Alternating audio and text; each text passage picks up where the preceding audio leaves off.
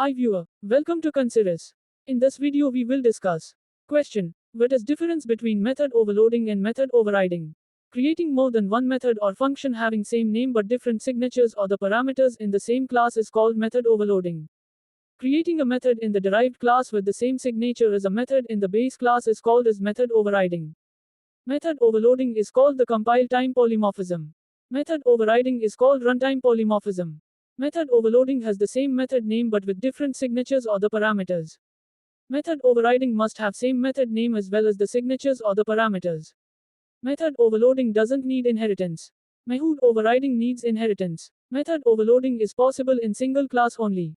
Method overriding needs hierarchy level of the classes, i.e. one parent class and other child class. Method overloading access modifier can be any. Method overriding access modifier must be public. Method overloading is also called early binding. Method overriding is also called late binding.